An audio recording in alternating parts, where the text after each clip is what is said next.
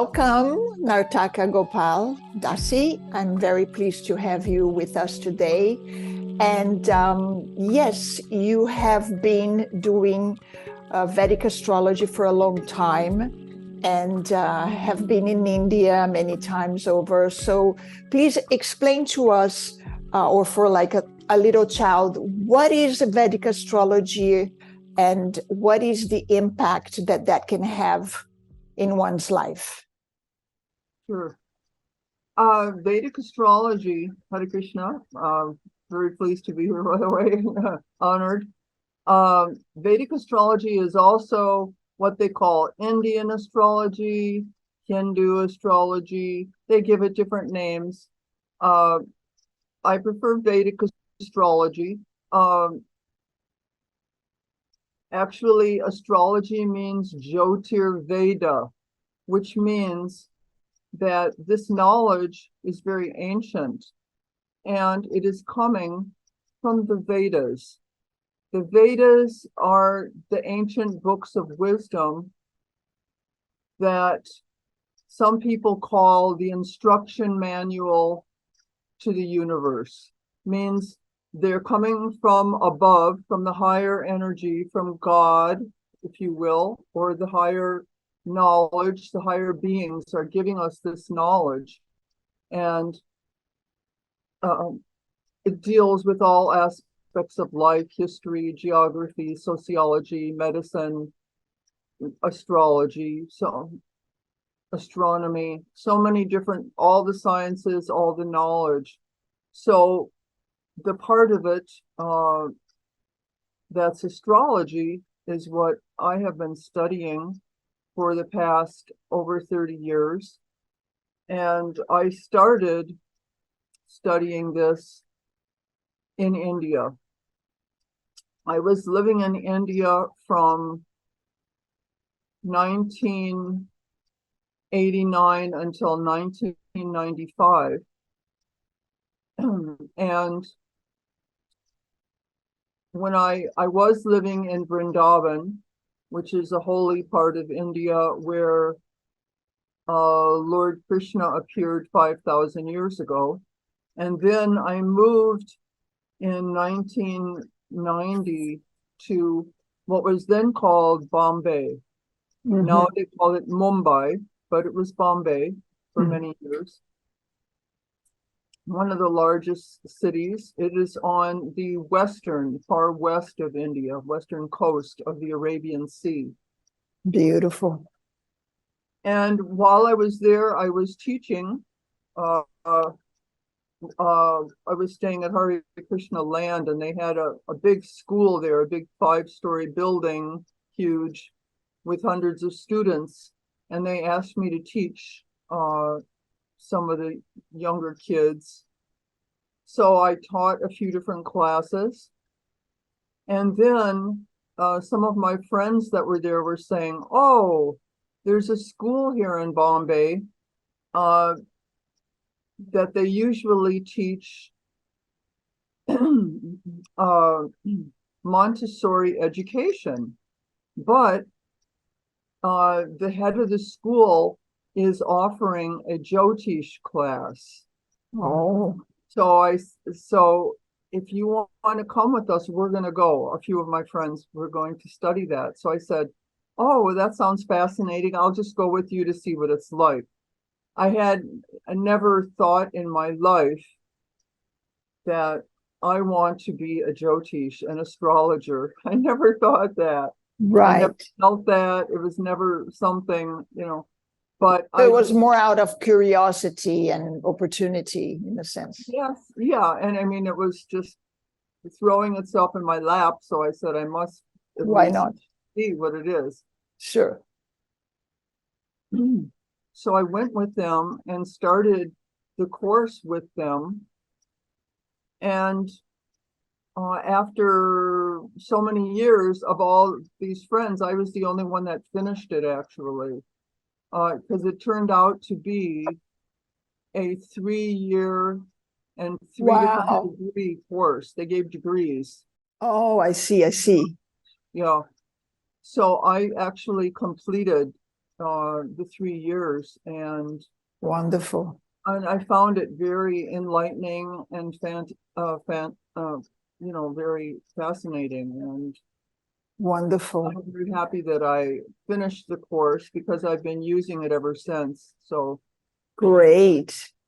Great. Yes. And you did do my charts, actually. You helped me. I mean, in a sense, you assist me twice in different periods of my life. And I found it that very, very beautiful and very fascinating also, because it's for me personally, it's just a tool that for me to understand better myself and to understand my positioning on the world and, in material life that I have to existing every day. So what is the difference between the Vedic astrology and the Western version of astrology? Because even for myself, I am supposed to be Pisces, but I'm more of Aquarius, just because there are a few days difference. So how does that happen? yeah, that happens because there's a difference between the two systems. Mm-hmm. And that difference is technically called the Ayanamsha.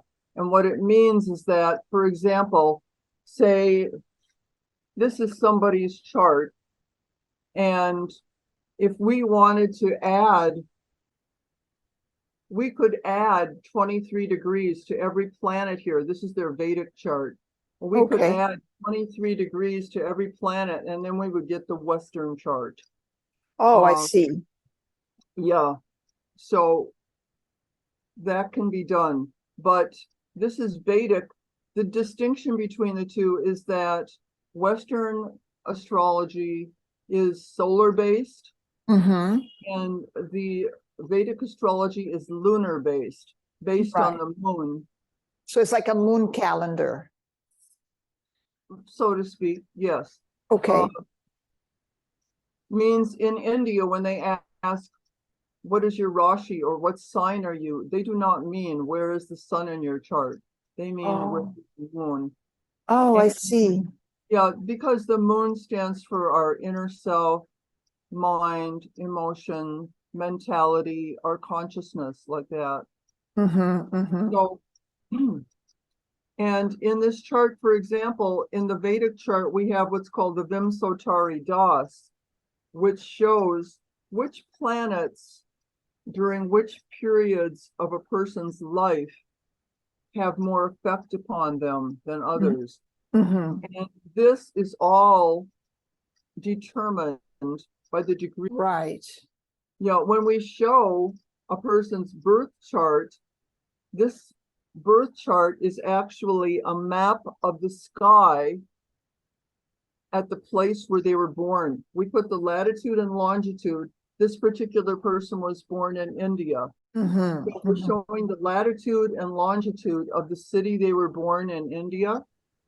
And this would be a map of the sky at the exact time of day that they were born and on the exact date and year. And that is, sort of speak, is imprinted in your makeup in relation to karma as well, or how things manifest in the material platform. Would that be fair to say? Karma also, by looking at a person's birth chart, we can see to some extent their purva punya, which means past pious credit. Oh. Yeah, because many different philosophies on the planet understand or may state that our soul is eternal. Mm-hmm. So what does that mean exactly? It doesn't just mean that eternal from now into the future, but it also means from the past. So by looking at a person's chart, we can see in their past life, did they do things that helped people? Mm-hmm. Yeah, they would have good purva punya, which means pious credits. Wow. And in this life, they may be able to reap the benefit of those pious credits. how does one achieve highest credits in a past life? Means by helping people, educating, teaching people, giving in charity, donating, being philanthropic, feeding people, so many different ways, just showing your love or performing selfless service. Right. Which would, which in a sense, since I study a little bit the Vedas as well, in a sense be like when you practice karma yoga, as they say, which is always trying to do the right thing. So that is more in the material platform, but it's always trying to do the right thing, being kind, being charitable, respectful, honoring your parents, and a lot of those things. So that would acquire you good karma for the next life. Is that so? Yes. That's also a common prayer in many traditions and philosophies. Prayer or mantra, if you will, but the same thing. It means you're trying to connect with the Supreme. Right. And we're asking, please let me be your servant. Teach me your service. Let me be your instrument. And yes. That will also engage you in good karma in a sense, and make it a better. We're asking to be engaged in the service of God or of the higher energy. Yes. Right. And being pious will give you better credit for more of that in the next life, most likely. Yes, we notice that then people have very beautiful planetary placements and things that will help them in this life. Wonderful. So I wanted to also ask you, does each planet has its flavor, its influence on, because then you read many planets, right? So are they a guidance? They have different forces, different mentalities per se, different input into your life as they move around? Oh yeah, that's a good question, because actually all of the planets are servants of God. They're engaged in the service of the Supreme. Right. What is that service that they do? They actually deal with all of us living entities and give us the different tests that we need, or put us in the different situations so that hopefully we can work through our karma and become purified. So they're kind of like a guidance mechanism in the material platform, where as you grow in life, they will adjust and behave because you are getting into more on the right track or in the wrong track. So they might affect you in different ways depending on how you behave. Yes, absolutely. Wow, that's amazing. Or how we behaved in the past. Now they have to teach us how to rectify our ways. And right, that is amazing. So it's as we live our life, if I understood correctly, as we live our lives, the planets will be a witness and a teacher, and maybe a guide into you doing well, you're not doing so well, so here's more of this, more of that, so you can actually experience something very enlightening if you desire so, or the other way around. I mean, if you're really not doing so well, then they might try to help you, but it might not work. Would that be so?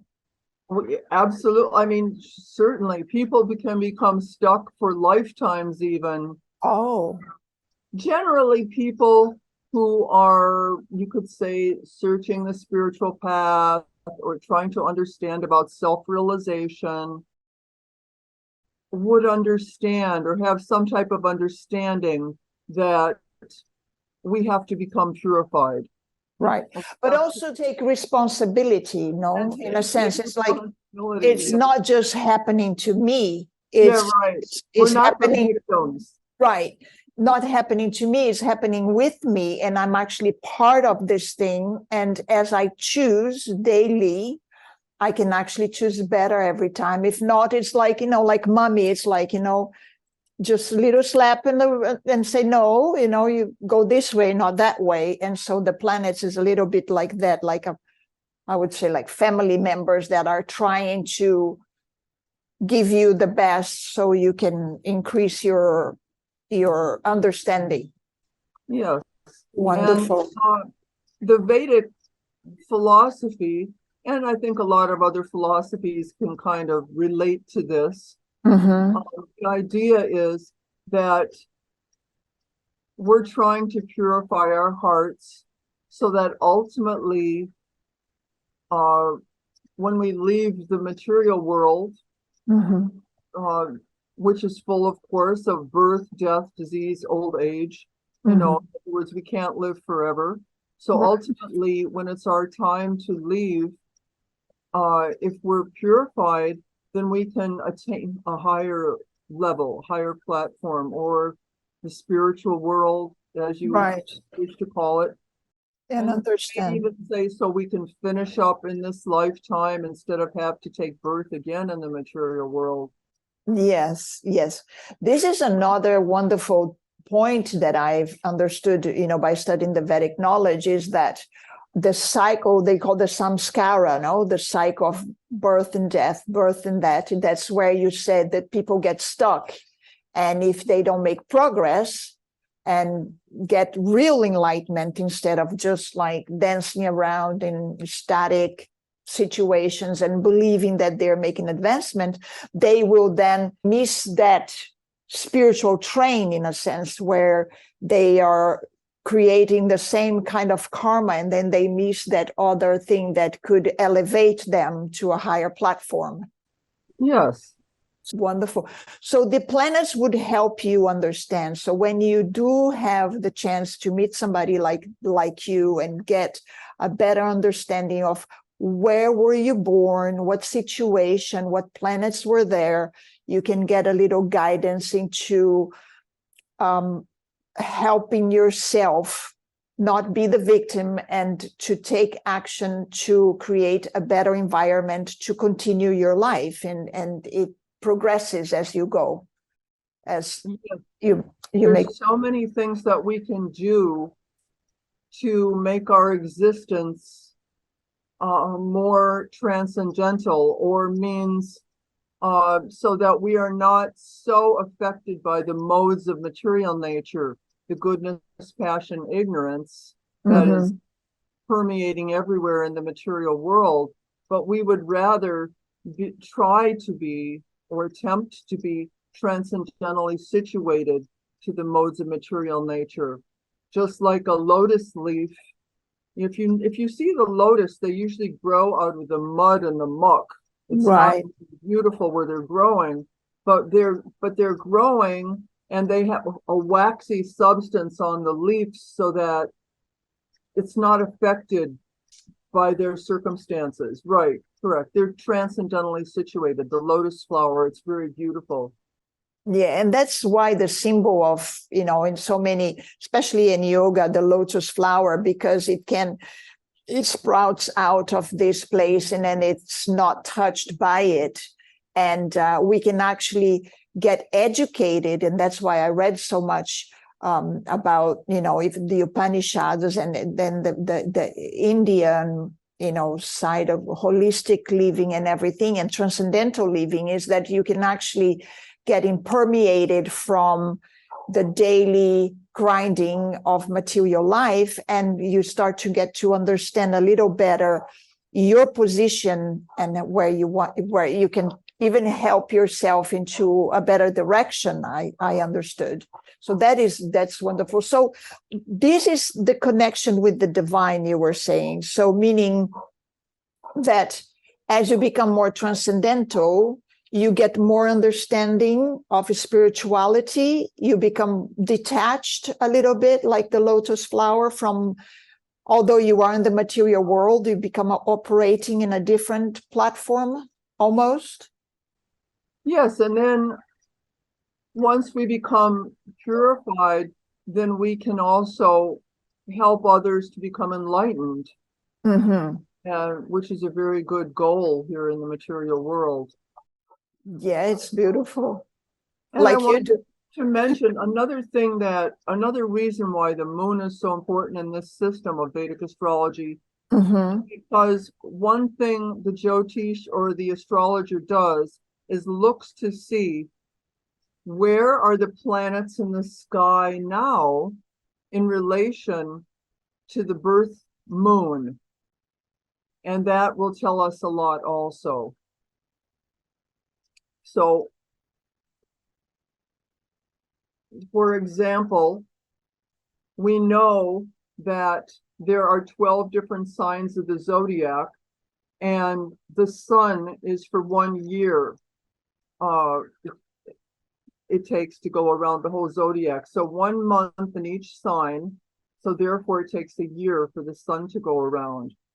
But the moon is a much faster, it's moving a lot faster. So the moon is only 2¼ days in each sign.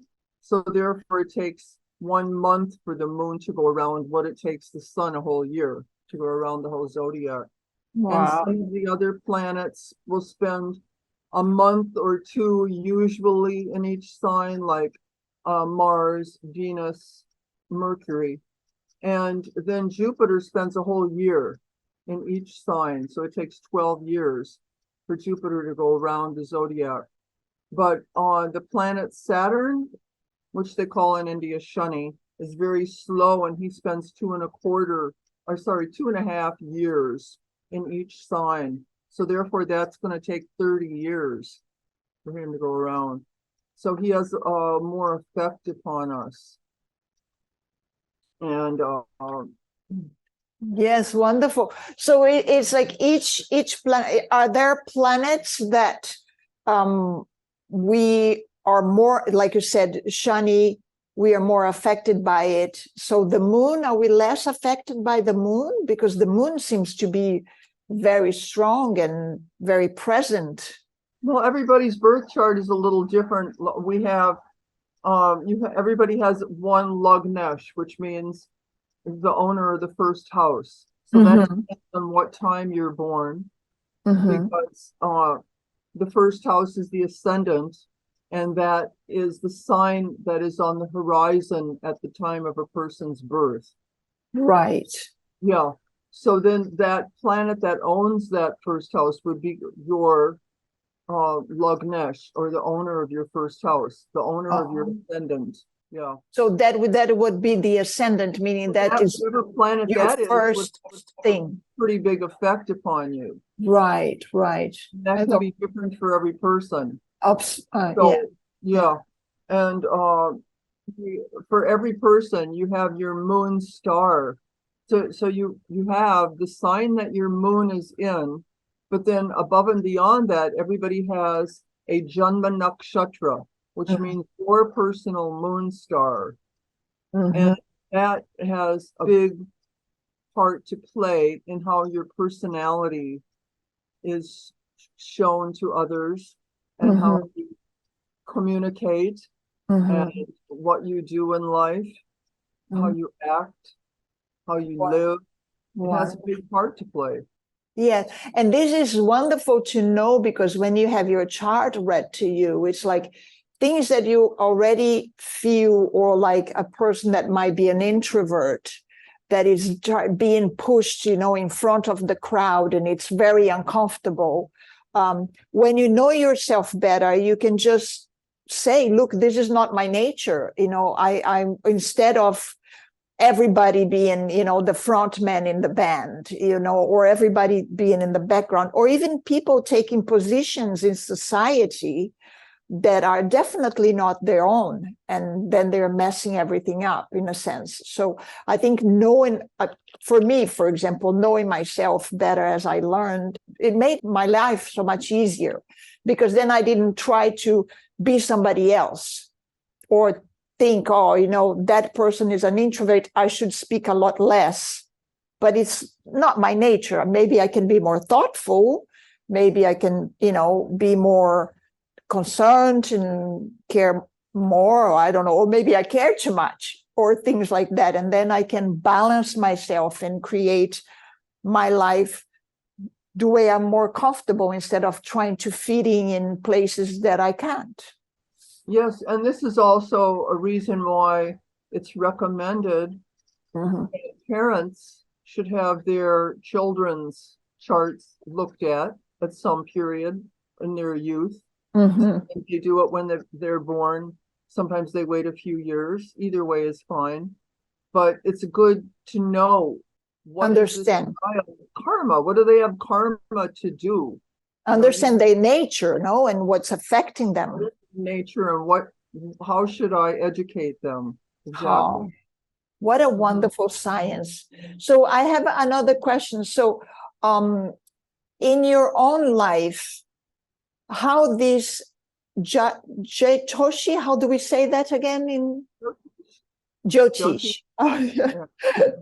Okay, Jyotish, how did that impact your life and the life of the people that you shared your life with so far?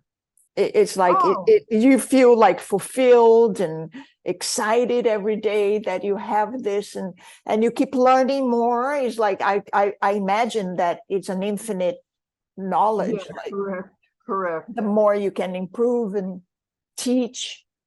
Yeah. Although I have 3 degrees in Jyotish, 3 different degrees. The last one is Jyotish Alankar, and but still, that's barely scratching the surface, because it is such an amazing, profound, and deep subject matter. And wow, you would need a few lifetimes. Yeah. But it for myself, I'm very thankful and grateful that I was given the opportunity to study this, and also to help impart some of the knowledge to others through readings. Wonderful.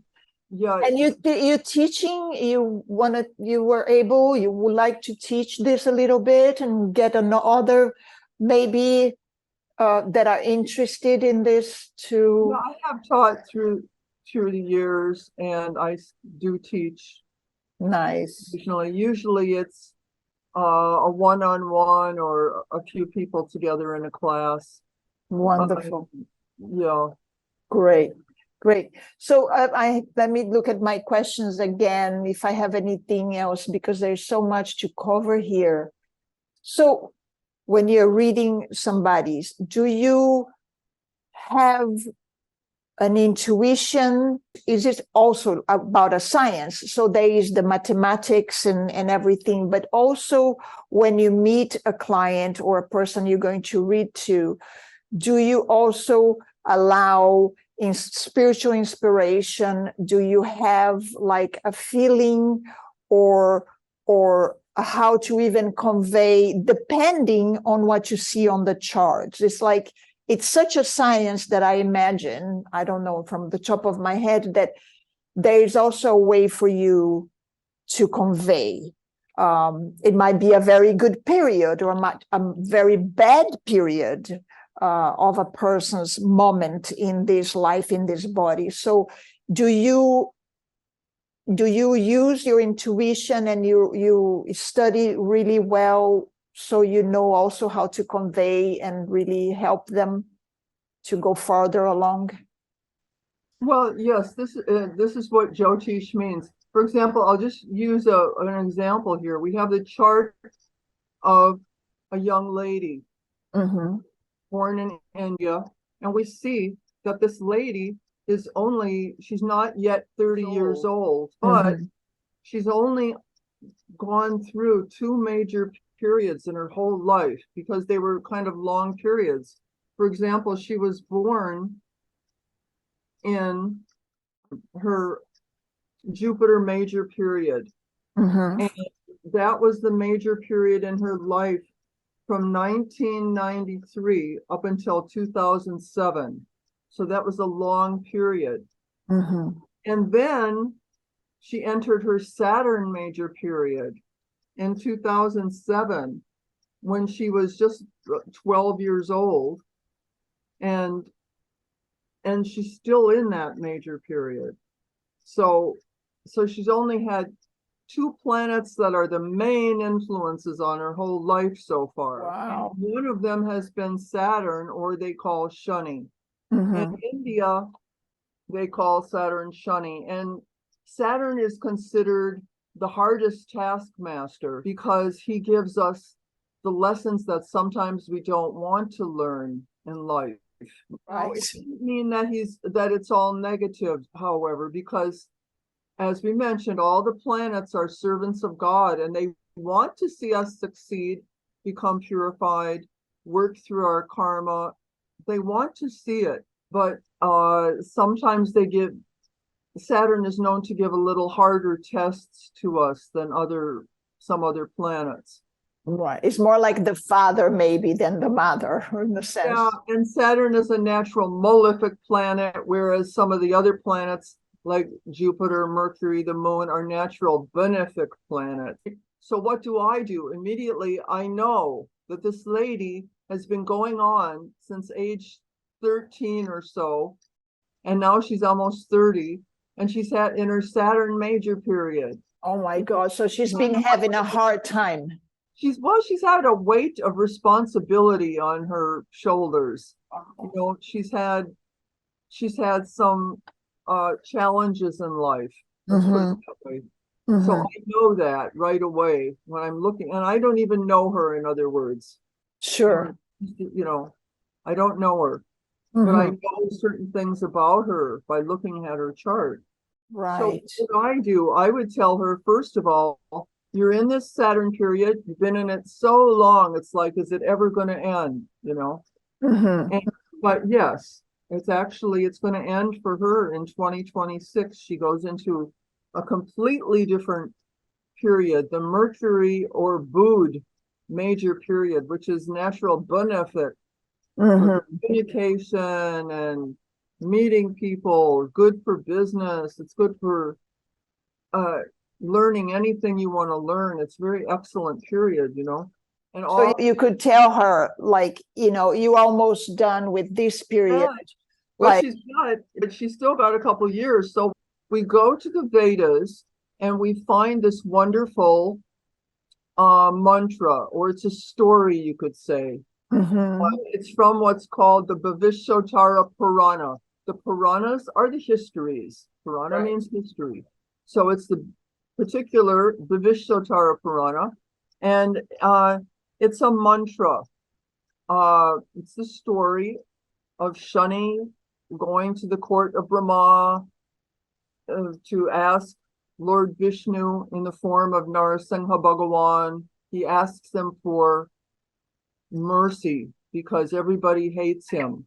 You know, means he's been engaged in the service of God for millennium, but it's a very thankless task because people don't like Saturn. They cry when his period comes in their life, etc. You know. So he's asking, please make my life auspicious. So it's agreed upon, yes. I would give her this mantra. It's a very nice mantra that she can listen to once a week. It doesn't take very long, and it will, to some extent, it will help her in this period. Relieve some of the pressure that she's. Exactly. Yeah, for sure. It's a very nice mantra, and it's helpful. And then I will point out other things to her, you know, that are good, that are happening. And we look also to the aspects of how the planets are degreeically related to each other at the time of birth. And sometimes people have trines in the planets, and that is a blessing from God that's going to help us in life. And I want to maximize that, you know, to somebody that needs some type of upliftment, you know. Well, you mean like a triangle, meaning like you have 3 planets that are working together in some period, or they have a conjunction? No, not exactly. what it means is when the planets are 5 houses apart.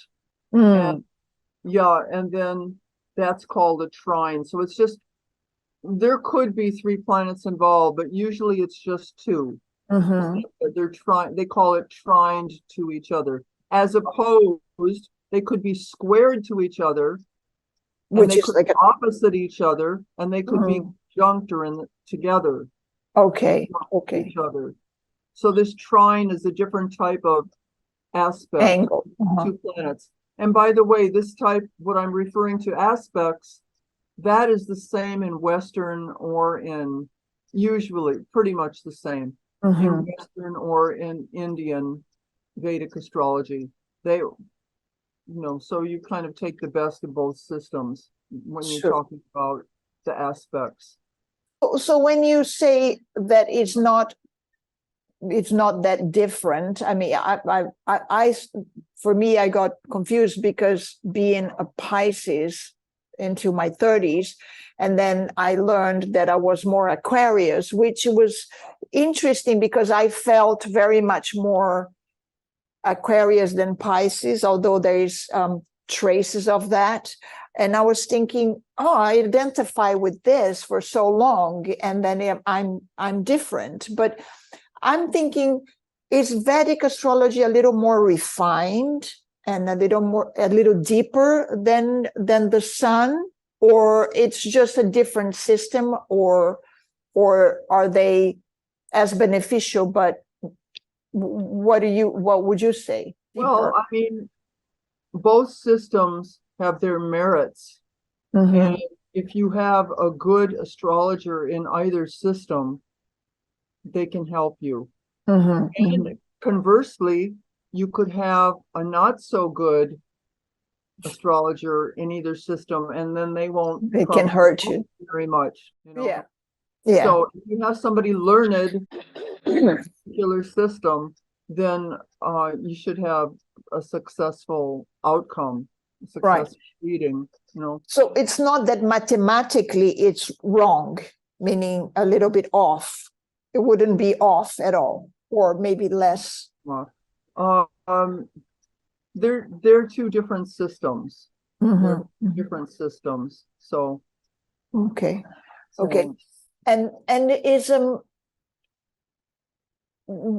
is there something for either a person who is interested in the knowledge that wants to learn and help others with that, because in the service, as a service to them, they might feel a calling to learn this?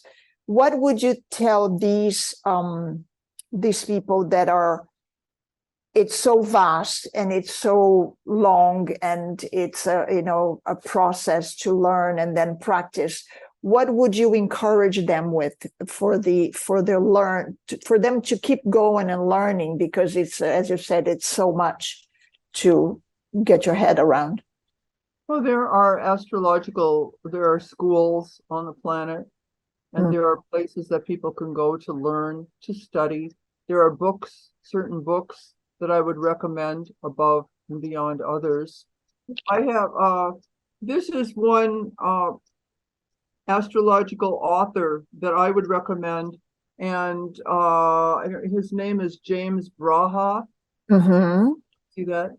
And he, there's a picture of him back there. Oh, nice. He lives here in Florida, and he did his first book. Any of his books are good. I like The Planetary Aspects Explained. I don't know anybody that writes astrological knowledge in a more clear and concise manner than him. What he's writing is accurate, and it's very clearly written, which I especially appreciate, because sometimes you can find books that are not so concisely written, and the person may know very much. They may be even top in their field, but they cannot communicate accurately. Sure. as well as others, put it that way. Sure. And like in any field, obviously, there are probably people that are not so versed, not so knowledgeable, that just, no offense, but just winging it in a sense, and then, doesn't really. No, because from what I understood also, the Vedic scriptures that I've studied some is so in depth and it's so deep that if you have a superficial idea of something, you might misunderstand a lot of things. For example, the stories that, a lot of people in the West say, oh, but, the Upanishads or, the Vedas is just stories and it never really happened. And it's just from somebody's imagination. And that is already a misunderstanding. And then furthermore, it's the interpretation of a story.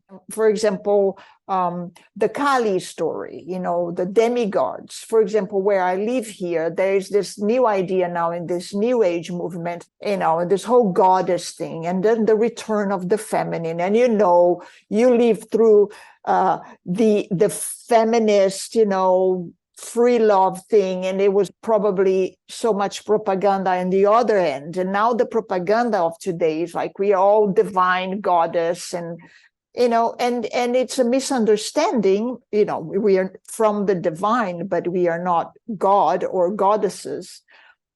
They just misinterpret everything, and then the connection with each other and the connection with the divine is lost. And I find that very sad, because imagine if I am a goddess or if I am God, then, I'm not different than God, and I can just be God, and that's that, which I know I can't do because it's not something that I'm so limited, and I know that. So how do you see that in the culture of today, where there's this big new age push into everybody's God, and we miss the connecting with each other as brothers and sisters, and then God himself? Well, there's one supreme God, and then,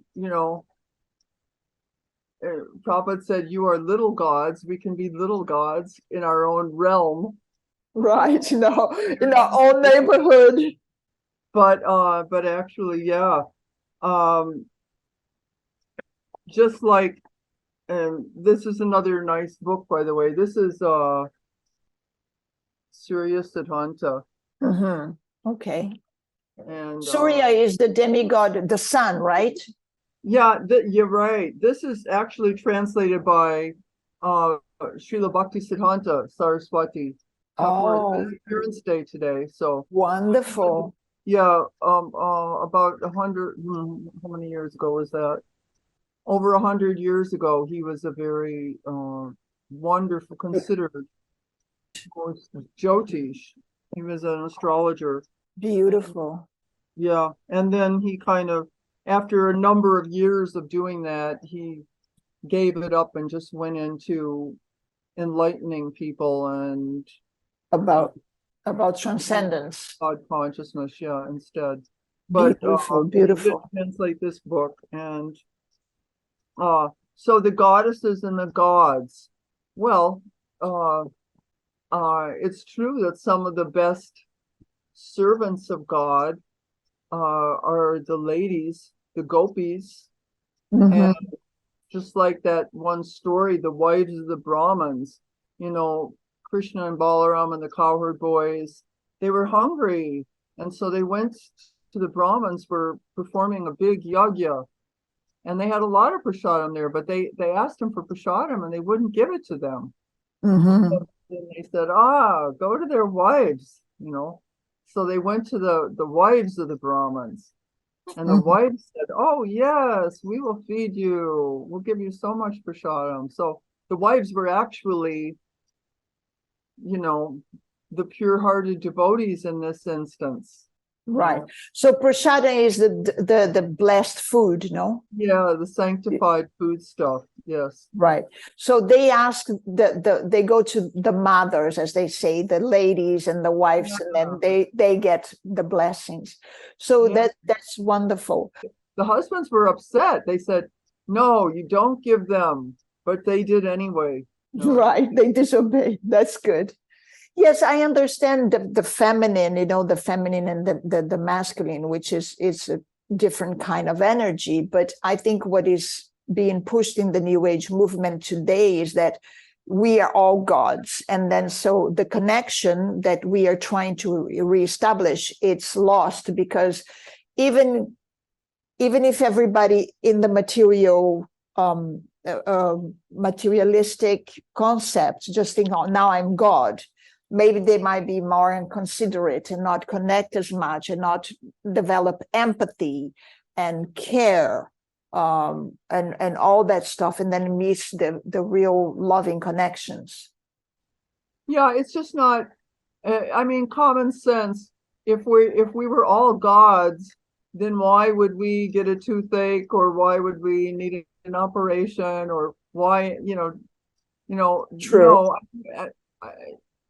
we are servants of God, and to be a servant is a very great thing. It's a wonderful thing, but it had a bad connotation, I think, since the 40s, I think, and 50s, when I studied history, and I study cinema as well. So it's kind of like a society thermometer in a sense, where, everybody starts to become this like bigger than life, everything. And so the human condition became even harder to address, because, how can a person that doesn't understand transcendence and spirituality, how can they cope with the aging of the body and, all this new thing? I mean, like the Botox and the facelifts and all this, and like, well, now you are 80 but you want to look 20, and it's very uncomfortable and not possible, not attainable. And this constant scientific craziness of we are going to live in this body eternally, which becomes a psychosis, really, So understanding our makeup and having this amazing tool to continue and say, okay, so I'm like God, and this is what I took, that I understood from the Bhagavad Gita, that is beautiful. I mean, hopefully I understood more than that, but I'm like God, but I'm a very minute potency. And so I am like it, but I don't have the potency. It's like, even muscular. It's like I have strength, but I'm not, Hanuman, as they say, that had great strength and everything in the stories in India. So I think people understanding that they are a minute portion would be more beneficial than think, oh, now, I can do whatever I want. I just am God, and I don't connect, because the condition is different. So there is a gap between how you feel and who you are, and then the idea that you would be God. Yeah, actually, the point you made is very accurate, that we are part and parcel of God, though. Because, Ishvara Parama Krishna, Sat Chidananda Vigraha, he's Sat Chidananda, but we're also part and parcel of God. Right. Sat, the truth, Chit, the consciousness, Ananda, the bliss. We're also eternally blissful reality. We also have that. That's our eternal soul. Exactly. And the difference is not going to live forever. Exactly. But this is I think what people get confused in the understanding is that if you buy the idea that you are God, then it doesn't matter anymore. You don't have to make any effort. You don't take responsibility for anything, and you don't make progress. And that is the unfortunate thing. And then when you understand that you are part and parcel, and that you actually in this physical body to enhance and understand and experience this mistaken idea that you could be God, then you have like this amazing experience, and life becomes magical and mystical, and you develop real relationships and loving, and you start to understand what loving connections really are, instead of just wanting to rule this temporary affair, because it's, how uncomfortable is that? And when the moment you can't rule anymore, what do you do? It was interesting. I'll tell you a quick story. This gentleman, friend of a friend, came to Tulum here in Mexico, and he is 72 years old, and he developed Alzheimer's. And so he was very powerful, very well known, has a lot of money and everything, but he can hardly walk. Oh. And he is totally confused. It's like he's like a 3-year-old that cannot understand what's happening to him. He has no spiritual in his life whatsoever, and he's just suffering it out, knowing he's going to die, and there's nothing he can do about it. But may I ask, is he alone, or does he have somebody there, like a wife or a friend? No, he has a friend with him, and he's touristing. Yeah, a friend, but he's touristing. So it's all right, you're traveling to another place, but the spiritual understanding or the transcendence, and to say, look, I've done what I've done in this life. Yes, I made the money, I do that and the other, but it's ending. And where am I going?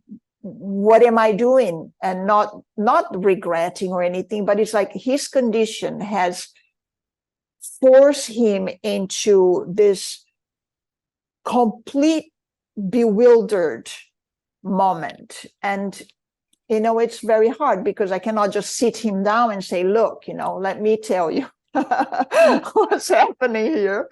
But it's then they suffer so much in old age, because they can't accept it. The ladies can accept it. They get the facelift and all that. And then it's like, how long are you going to go on with that? Right? So, yeah, being a goddess, fine. But you can only be a goddess in your 30s and 40s. And then when you get to 50s, what happened to you? You're no longer a goddess. You became like, you got gray hair, and now we're going to send you off.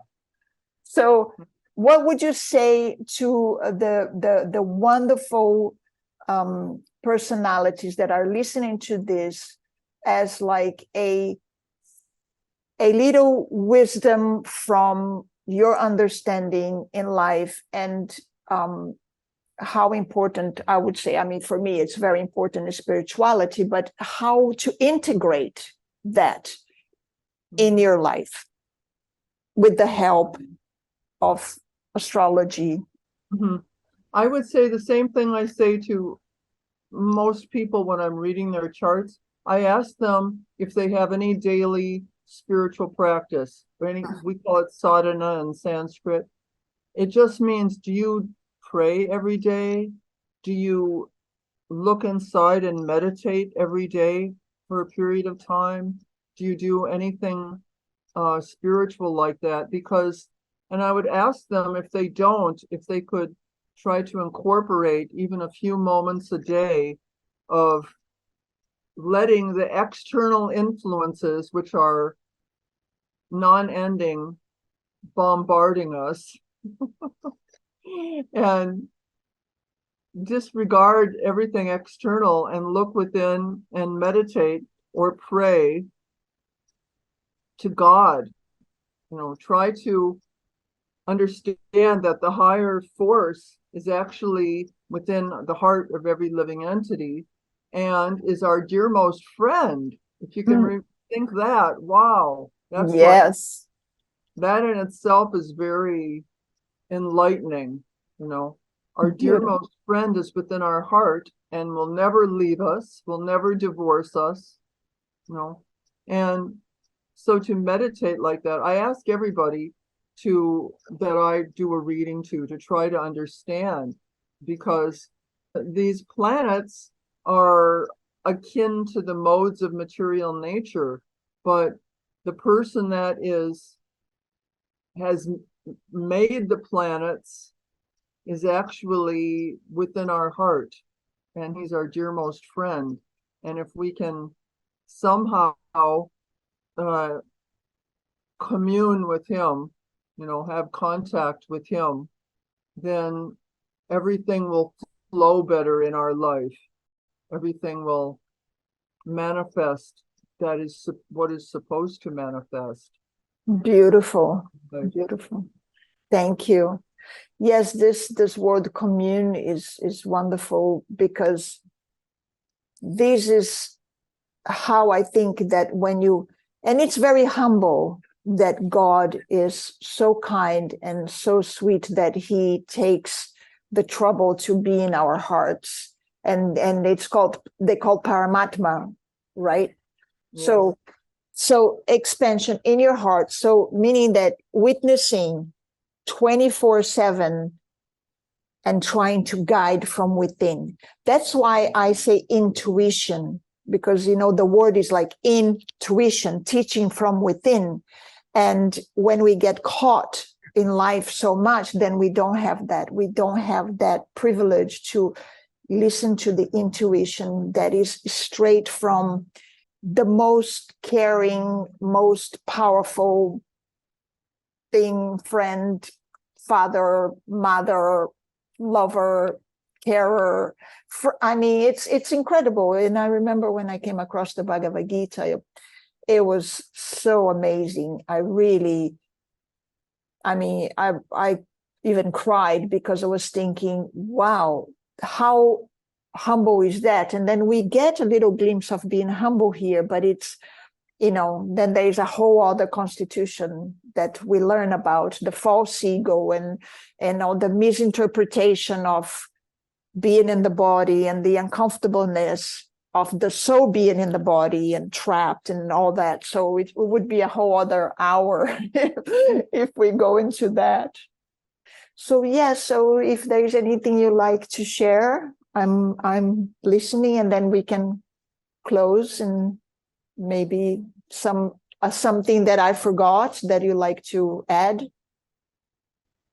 Well, I would just like to say that it's nice for everybody to have their chart done at least once in their life, so they can see. And some people do, like, every year look at it or whatever they want.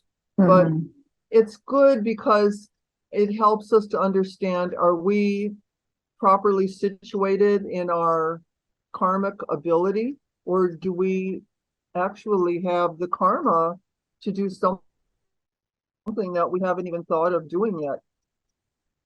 Because a lot of times I'll be looking at a chart and say, look, 3 times in this chart it's saying that you should be writing. Are you writing every day? Are you starting a journal or something, or writing down your salient ideas, your important ideas? Are you doing that? Like, that's just an example. Or some people will show to be a great artist in their chart. So different things. So Right. So it's good to have your chart done occasionally, and it's even better for people to look within and pray to God on a daily basis. We can pray to God, please make me your instrument, make me your servant, and like that. Nice. We don't want to fall into that, as you mentioned. It's a false misconception thinking that I am God, because how can I be God? When I stub my toe, it hurts a lot, and I don't think God has pain. I love your smile when you say, just connect with God, and you just immediately your face just like, because you know you have done it for so long, so your expression changes when you that's what I would recommend everybody to do. That's the important thing. And if you want to get your chart read sometime, that's nice also. That's nice. But we all, you know, within ourselves, we have God in the heart. And this is like, wow, to understand that, it's mind-blowing. Because exactly. Yeah, the thing that we're really, everybody's looking to be happy, but the thing that we're really looking for is already within ourselves. So yeah, exactly. Attainable within our own hearts. Yeah, it's right there, and we are looking out, right? It's like, where do I get that outside when it's inside? It's beautiful. Exactly. Well, thank you. Yeah. Thank you so much. Thank you. I really appreciate you taking the time, and I hope that we can reach some people out there that will get some benefit from this, and it's a little bit of service on my side, and I'm very grateful. Thank you so much. Yeah, thank you. Thank you. Thank you.